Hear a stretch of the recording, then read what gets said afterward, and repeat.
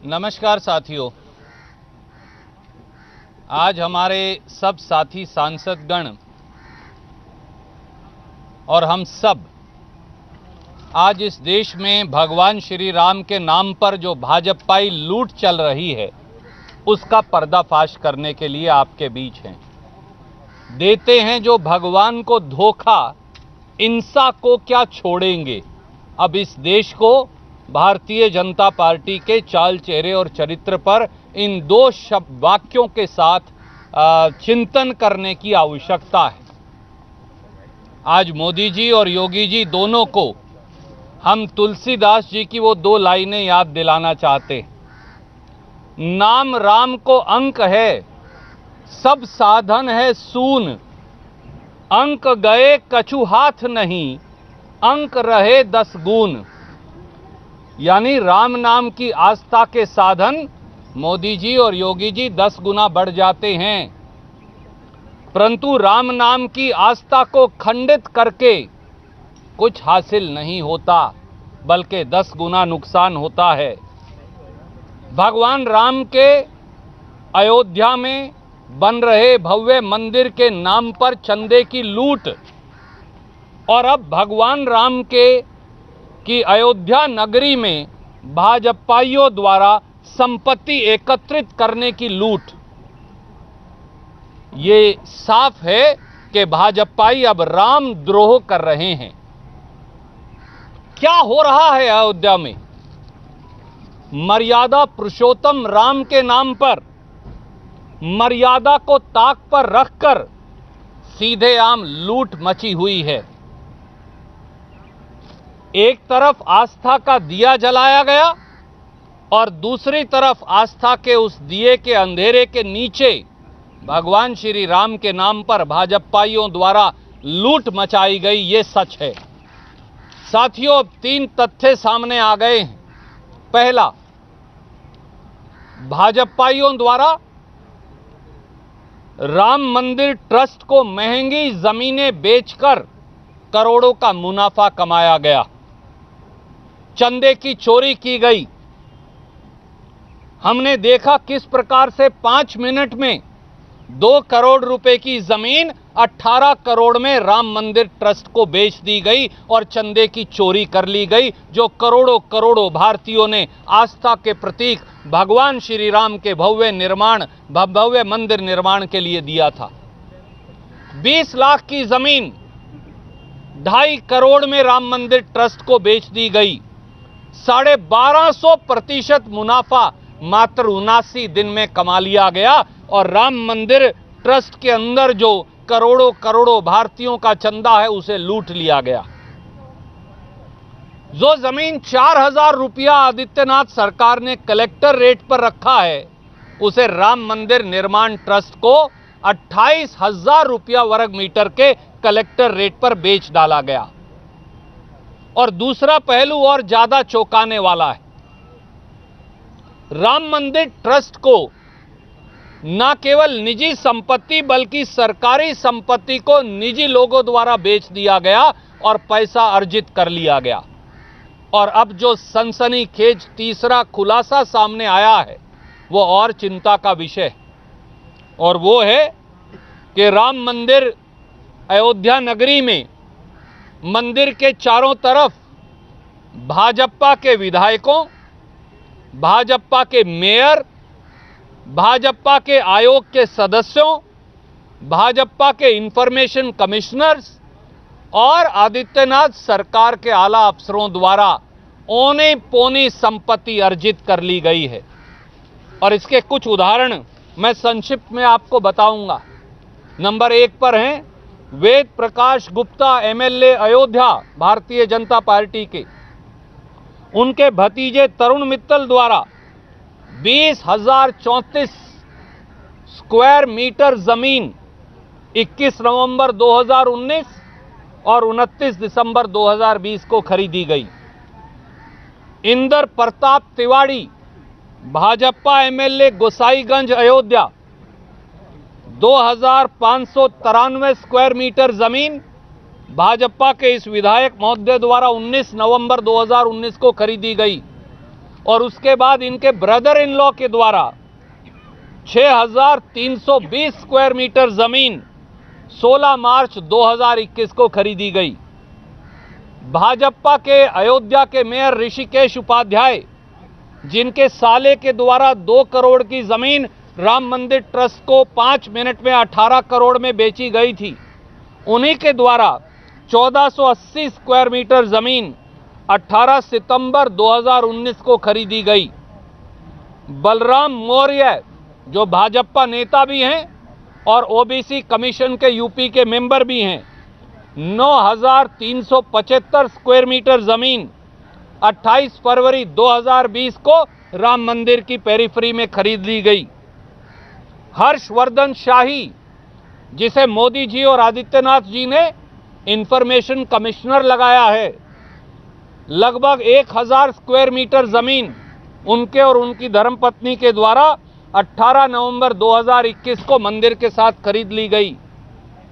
MP Agarwal, divisional commissioner Ayodhya, Purushottam Das Gupta, chief revenue commissioner Ayodhya, Deepak Kumar, DIG Ayodhya और न जाने कितने और अधिकारियों द्वारा राम मंदिर के चारों तरफ वाली जमीन सुप्रीम कोर्ट का निर्णय आते ही खरीद ली गई। और यही नहीं, अब तो हमारे दलित भाइयों को भी बख्शा नहीं गया।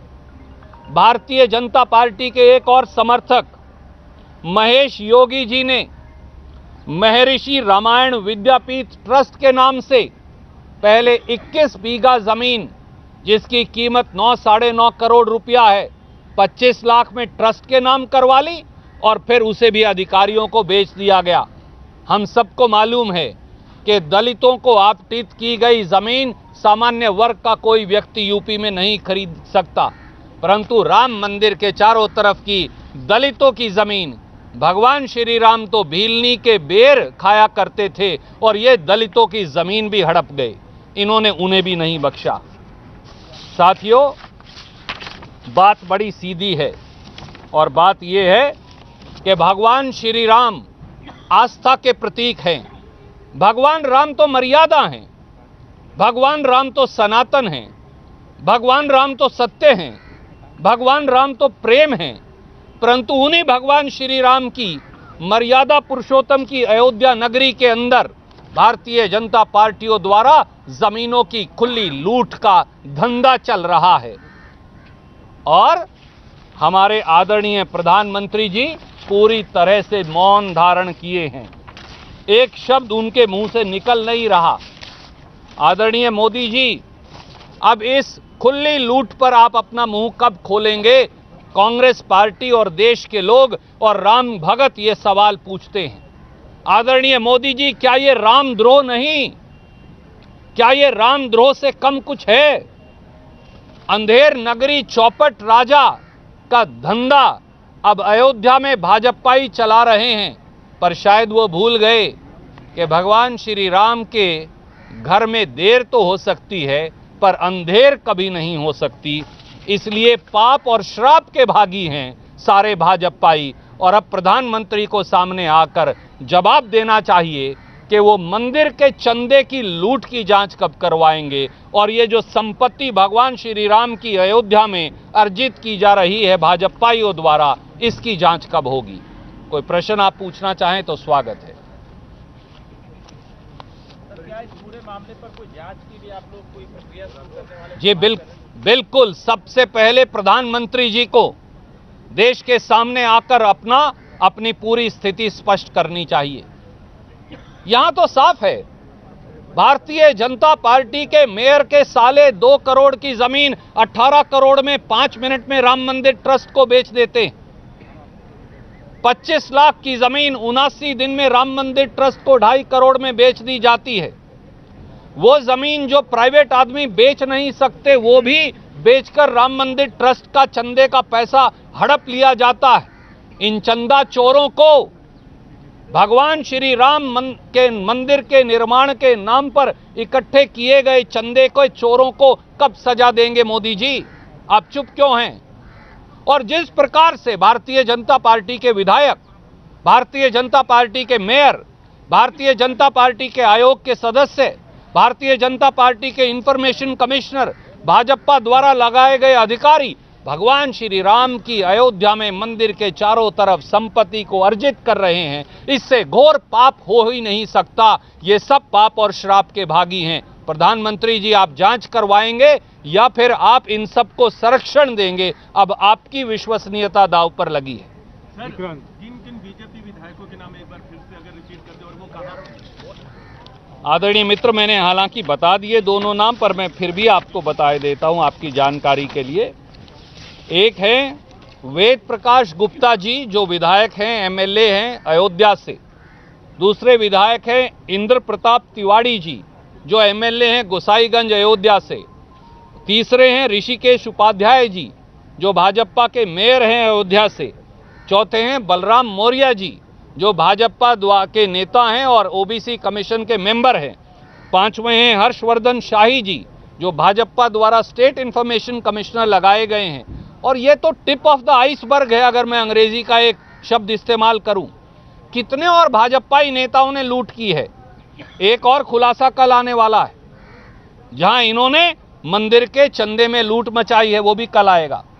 तो इसलिए इस पूरी लूट के खेल का पर्दाफाश अब होता जा रहा है, पर्दा उठ गया है।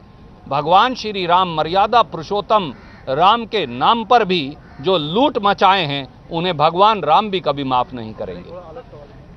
एक बार लेट्स कंप्लीट दिस जी। क्या बताएंगे, जैसे साइन इन डाई कर दिया लोकसभा को और राज्यसभा को, संसद शीत अधिवेशन चलाने नहीं दिया, विरोधी का दावी सुना नहीं बीजेपी सरकार, इसको लेकर क्या बताएंगे? 3 बजे आज पत्रकार गोष्ठी कर रहे हैं दोनों नेता हमारे, राज्यसभा में विपक्ष के नेता खड़गे साहब और अधीर रंजन चौधरी साहब, और हमारे सम्मानित सांसद आपके सब सवालों का वहां जवाब देंगे। सर, पंजाब को लेकर सवाल है कि वहाँ के जो पूर्व मुख्यमंत्री हैं, कांग्रेस पार्टी में 4 साल उन्होंने सरकार चलाई, उनका कहना है कांग्रेस पार्टी गलत कर रही है मजीठिया पर एफआईआर दर्ज करके। मुझे पता है, सारे केस मैंने देख रखे हैं। तो 4.5 साल बाद क्या चुनाव के चलते आपको मजीठिया के खिलाफ एफआईआर दर्ज करना याद? आदरणीय मित्र, वैसे तो आज मेरे सांसद साथी और मैं आज एक विशेष मुद्दा लेकर आए हैं, पर आप मुझे बताइए, जो 5 साल जब प्रदेश कांग्रेस के अध्यक्ष थे तब इल्ज़ाम लगाते रहे खुद, और 4 साल तक जिन्होंने जांच तो करवाई पर रिपोर्ट जारी नहीं की, अब वो दोषियों के अगर साथ आकर कंधे से कंधा मिलाकर खड़े हो गए हैं, तो क्या ये बात सच नहीं जो कही जाती थी कि कहीं ना कहीं मेलजोल आपस में था, जो अब खुलकर सामने आ गया है। इससे ज़्यादा इस समय टिप्पणी करना उचित नहीं होगा। बहुत शुक्रिया। Thank you.